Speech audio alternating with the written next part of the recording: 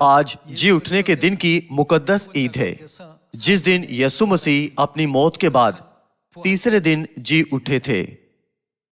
پرانے عہد نامے کی تاریخ میں جی اٹھنے کے دن کو پہلے پھلوں کا دن کہا جاتا تھا۔ جس طرح پہلے پھلوں کا دن ہمیشہ سبت کے اگلے دن منایا جانا تھا، اسی طرح نئے عہد نامے میں اتوار کو یسوع کے سوئے ہوں میں سے جی اٹھنے کے ذریعے نبوت پوری کی گئی تھی۔ آج ہم اکٹھے خدا کے کلام کا مطالعہ واضح عنوان پرانے عہد نامے میں پہلے پھلوں کا دن اور جی اٹھنے کا دن کے تحت کرنے میں کچھ وقت گزارتے ہیں۔ آئیں احبار باب 23 سے دیکھتے ہیں کہ پرانے عہد نامہ میں جی اٹھنے کا دن کیسے منایا جاتا تھا۔ احبار باب 23 آیت 1 کو دیکھتے ہیں۔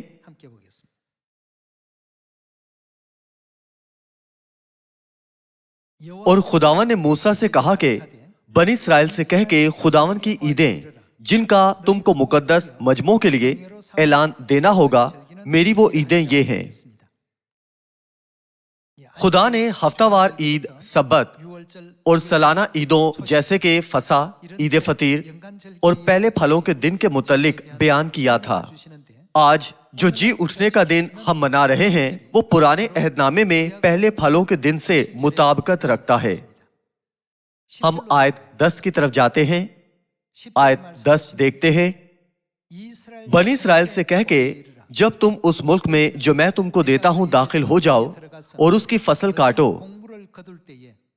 تو تم اپنی فصل کے پہلے پھلوں کا ایک پولا کاہن کے پاس لانا، اور وہ اسے خداوند کے حضور ہلائے تاکہ وہ تمہاری طرف سے قبول ہو، اور کاہن اسے سبت کے دوسرے دن صبح کو ہلائے۔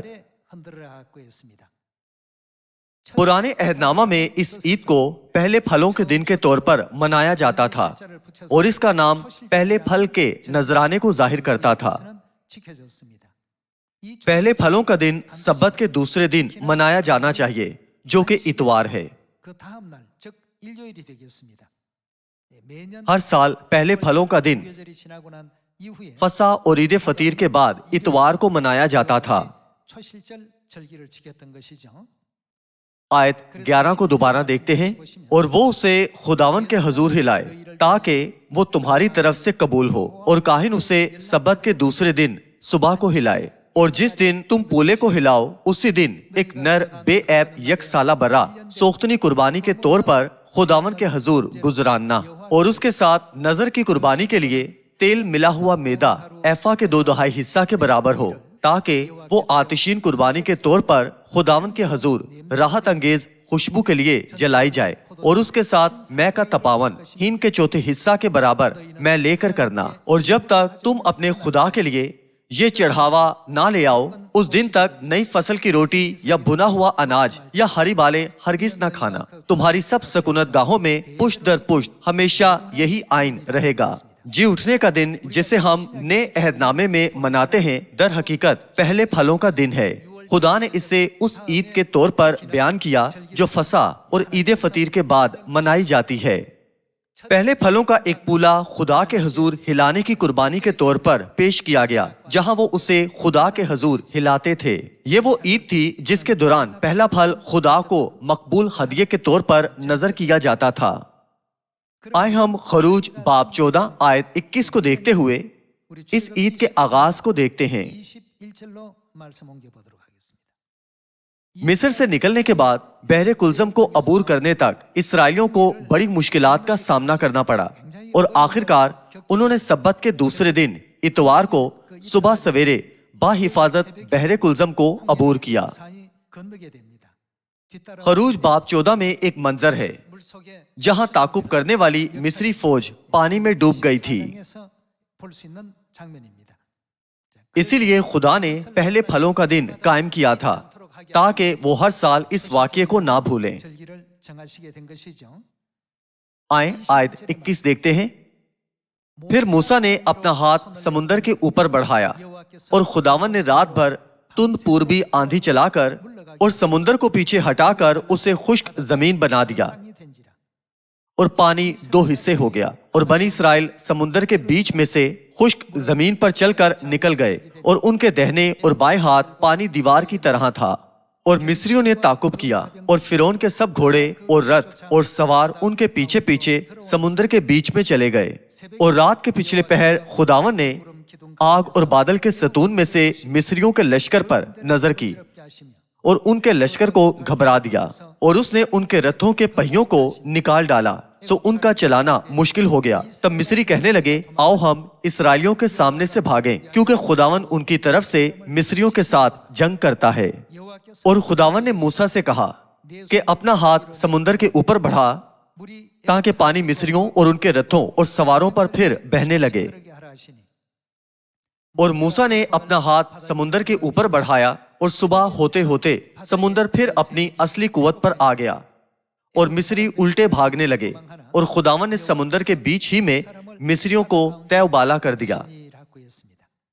اس طرح سے خدا نے پہلے پھلوں کے دن کو اس لیے قائم کیا تھا تاکہ اس دن کو بھلایا نہ جائے، جب اسرائیلیوں کا پیچھا کرنے اور بحر کلزم کے بیچ میں داخل ہونے والی مصری فوج کو مکمل طور پر ہلاک کر دیا گیا تھا، اور بنی اسرائیل بغیر کسی ضرر کے باحفاظت سمندر کی دوسری طرف جا اترے۔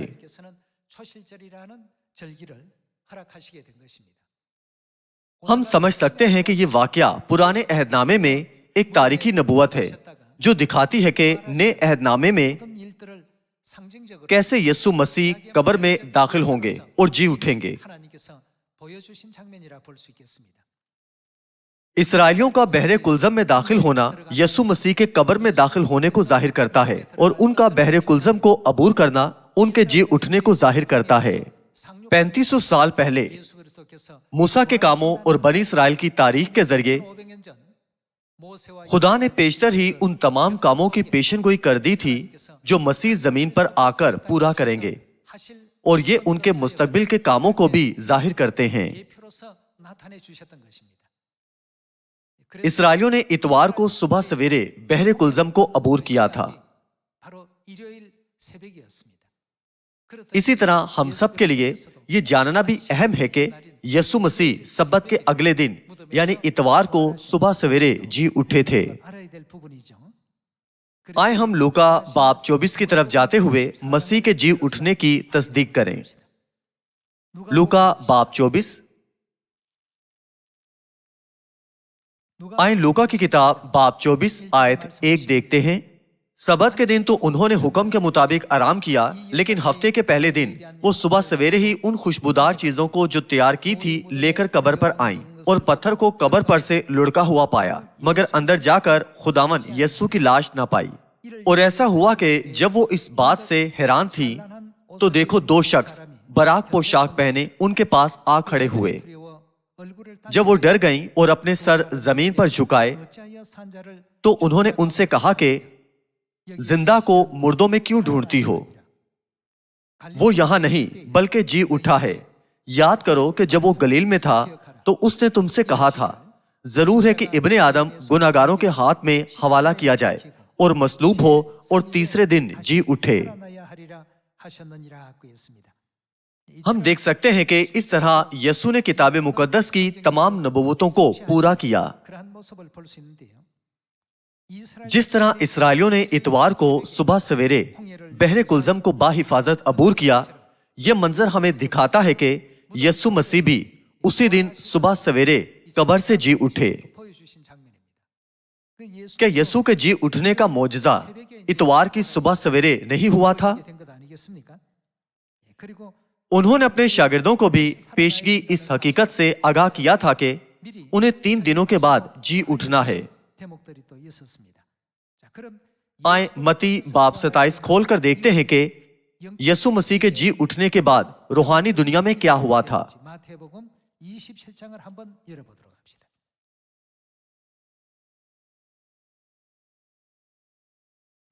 آئیں متی باب 27 آیت 50 دیکھتے ہیں۔ یسوع نے پھر بڑی آواز سے چلا کر جان دے دی، اور مقدس کا پردہ اوپر سے نیچے تک پھٹ کر 2 ٹکڑے ہو گیا۔ और जमीन लर्जी और चट्टानें तड़क गईं और कब्रें खुल गईं और बहुत से जिस्म उन मुकद्दसों के जो सो गए थे जी उठे और उसके जी उठने के बाद कब्रों से निकलकर मुकद्दस शहर में गए और बहुतों को दिखाई दिए। मत्ती के इंजील में हम वो मंजर देख सकते हैं जहां यीशु पहले जी उठे थे और उसके बाद वो मुकद्दस शहर में दाखिल हुए। इसकी वजह यह है कि पुराने अहदनामे में पहले फलों की कुर्बानी खुदा के हजूर हिलाने की कुर्बानी थी, जहां किसी भी दूसरी फसल की कटाई से पहले पहले फल का पूला खुदा के हजूर हिलाने की कुर्बानी के तौर पर नजर किया जाता था। ये यीशु मसीह के जी उठने के बाद ही हुआ था, जो कि पहले फलों के दिन की हकीकत है कि तमाम मुकद्दसीन जो सो गए थे जी उठकर आसमान के मुकद्दस शहर में दाखिल हो सकते थे ताकि बहुत से लोगों को अपना जी उठना दिखाएं। ये वो मंजर है जो पहले फलों के दिन के जाब्ते से हम आहंग है। इसलिए जैसे पुराने अहदनामा में बाकी फसलों की कटाई से पहले पहला पूला खुदा को पहले फलों के दिन गुजराना होता था, हम इस बात की तस्दीक कर सकते हैं कि सिर्फ यीशु मसीह के जी उठने के बाद जो पहले फलों के दिन की पहली कुर्बानी है, जी उठने का फजल उन पर भी हुआ जो सो गए थे। आए इसे दोबारा पढ़ते हैं। आयत 51। और मकदिस का पर्दा ऊपर से नीचे तक फटकर दो टुकड़े हो गया और जमीन लर्जी और चट्टानें तड़क गईं और कब्रें खुल गईं और बहुत से जिस्म उन मुकद्दसों के जो सो गए थे जी उठे।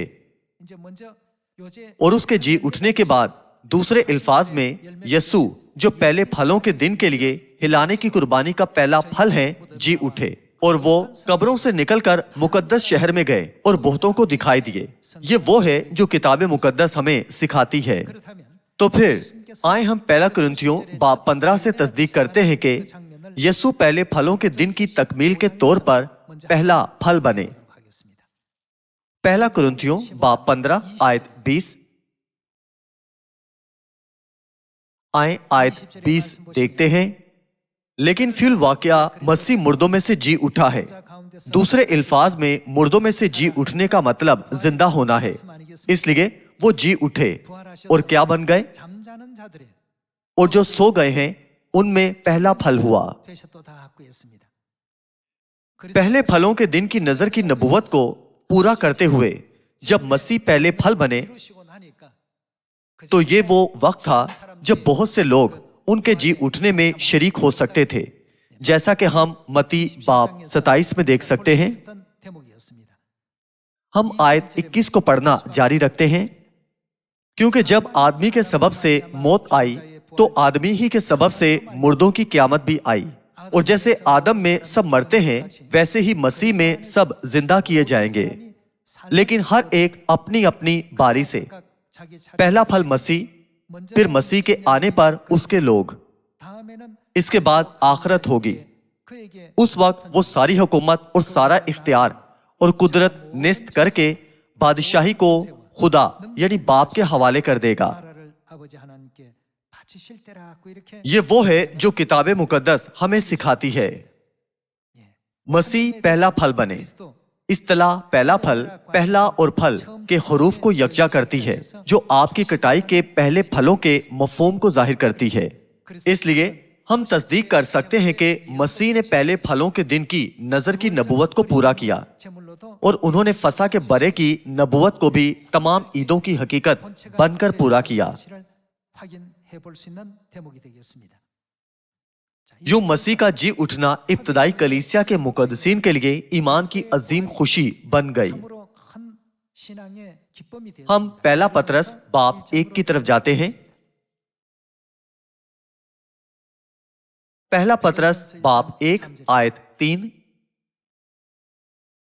हमारे खुदावन यीशु मसीह के खुदा और बाप की हम्द हो, जिसने यीशु मसीह के मुर्दों में से जी उठने के बायस अपनी बड़ी रहमत से हमें जिंदा उम्मीद के लिए नए सिरे से पैदा किया। 있게 하셨다고 했습니다. इसलिए अगरचे इब्तदाई कलीसिया के मुकद्दसीन रोमियों के हाथों जुल्म सितम का शिकार हुए थे, पर उन्होंने बिल्कुल भी हार नहीं मानी थी। क्या वजह थी कि वो उनके किसी भी तरह के जुल्म सितम से ना डरे? अगर वो मर भी जाएं, तो भी उनके साथ क्या होगा? उनका बड़ा ईमान था कि वो दोबारा जी उठेंगे। 가졌기 때문입니다.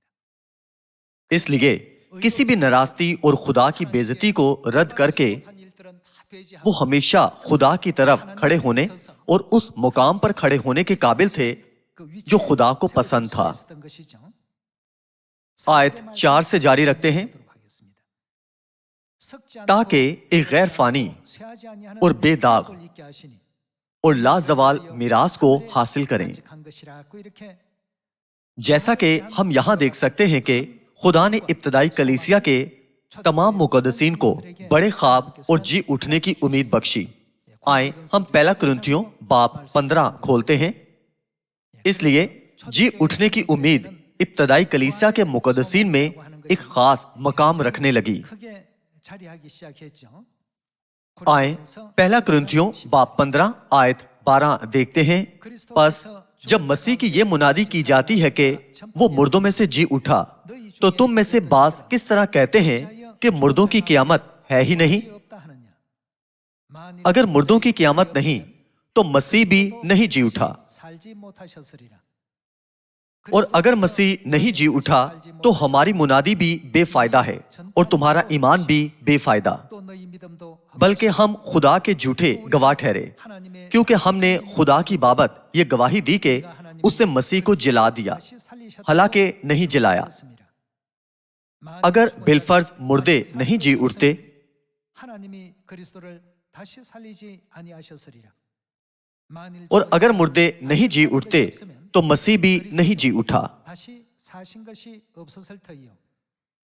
और अगर मसीह नहीं जी उठा, तो तुम्हारा ईमान बेफायदा है, तुम अब तक अपने गुनाहों में गिरफ्तार हो, 있었을 것이요. बल्कि जो मसीह में सो गए हैं वो भी हलाक हुए। 망하였으리니. 만일 그리스도 अगर हम सिर्फ इसी जिंदगी में मसीह में उम्मीद रखते हैं, 생뿐이면 तो सब आदमियों से ज्यादा बदनसीब हैं। 불쌍한 자리라고 했습니다. 반드시 क्या पहला कुरिन्थियों बाब 15 का ये मंजर जोरदार तरीके से गवाही नहीं दे रहा कि क़यामत जरूर होनी चाहिए? 증거하고 있는 장면 아니겠습니까? हम लूका बाब 24 की तरफ जाते हुए इस नाकाबिले तरदीद सबूत की तस्दीक करें, 엠마오로 जहां यस्सु मुर्दों में से जी उठने के बाद अमाउस की राह पर दो शागिर्दों पर बराह रास्त जाहिर हुए, उनसे बातचीत की और हत्ता के उनकी रूहानी आंखें खोली। 확인해 보겠습니다. लूका बाब 24 आयत 13। और देखो उसी दिन ये जी उठने का दिन है जब यस्सु जी उठे थे। उनमें से दो आदमी उस गांव की तरफ जा रहे थे जिसका नाम इमाउस है, वो यरूशलेम से करीबन 7 मील के फासले पर है। और वो इन सब बातों की बाबत जो वाकया हुई थी आपस में बातचीत करते जाते थे। जब वो बातचीत और पूछ पाछ कर रहे थे, तो ऐसा हुआ कि यस्सु आप नजदीक आकर उनके साथ हो लिया, लेकिन उनकी आंखें बंद की गई थी कि उसको ना पहचाने। 예수께서 이르시되 उसने उनसे कहा, ये क्या बातें हैं 스스로 주고받고 जो तुम चलते चलते आपस में करते हो? 두 사람이 슬픈 빛을 띠고 머물러 서더라. 그 फिर एक ने जिसका नाम क्लियोपास था जवाब में उससे कहा, क्या तू यरूशलेम में अकेला मुसाफिर है जो नहीं जानता कि इन दिनों उसमें क्या क्या हुआ है? उसने उनसे कहा, क्या हुआ है? उन्होंने उससे कहा, यस्सु नासरी का माजरा जो खुदा और सारी उम्मत के नजदीक काम और कलाम में कुदरत वाला नबी था, और सरदार काहिनों और हमारे हाकिमों ने उसको पकड़वा दिया ताकि उस पर कत्ल का हुक्म दिया जाए और उसे मसलूब किया। लेकिन हमको उम्मीद थी कि इस्राएल को मुखलसी यही देगा, और अलावा इन सब बातों के इस माजरे को आज तीसरा दिन हो गया, 또한 우리 중 और हम में से चंद औरतों ने भी हमको हैरान कर दिया है, जो सवेरे ही कब्र पर गई थीं। 갔다가 और जब उसकी लाश ना पाई तो ये कहती हुई आई कि हमने रोया में फरिश्तों को भी देखा, उन्होंने कहा वो जिंदा है। 또 우리와 함께 और बाज हमारे साथियों में से कब्र पर गए और जैसा औरतों ने कहा था वैसा ही पाया, मगर उसको ना देखा। 예수는 보지 못하였느니라 하거늘 उसने उनसे कहा, ए नादानो और नबियों की सब बातों के मानने में सुस्त एतकादो, کیا مسیح کو یہ دکھ اٹھا کر اپنے جلال میں داخل ہونا ضرور نہ تھا؟ پھر موسیٰ سے اور سب نبیوں سے شروع کر کے سب نوشتوں میں جتنی باتیں اس کے حق میں لکھی ہوئی ہیں وہ ان کو سمجھا دی۔ اتنے میں وہ اس گاؤں کے نزدیک پہنچ گئے جہاں جاتے تھے، اور اس کے ڈھنگ سے ایسا معلوم ہوا کہ وہ آگے بڑھنا چاہتا ہے۔ انہوں نے اسے یہ کہہ کر مجبور کیا کہ ہمارے ساتھ رہ، کیونکہ شام ہوا چاہتی ہے اور دن اب بہت ڈھل گیا۔ بس وہ اندر گیا تاکہ ان کے ساتھ رہے۔ جب وہ ان کے ساتھ کھانا کھانے بیٹھا تو ایسا ہوا کہ اس نے روٹی لے کر برکت دی اور توڑ کر ان کو دینے لگا۔ اس پر ان کی آنکھیں کھل گئیں اور انہوں نے اس کو پہچان لیا، اور وہ ان کی نظر سے غائب ہو گیا۔ انہوں نے آپس میں کہا کہ جب وہ راہ میں ہم سے باتیں کرتا اور ہم پر نوشتوں کا بھید کھولتا تھا تو کیا ہمارے دل جوش سے نہ بھر گئے تھے؟ پس وہ اسی گھڑی اٹھ کر یروشلم کو لوٹ گئے اور ان 11 اور ان کے ساتھیوں کو اکٹھا پایا۔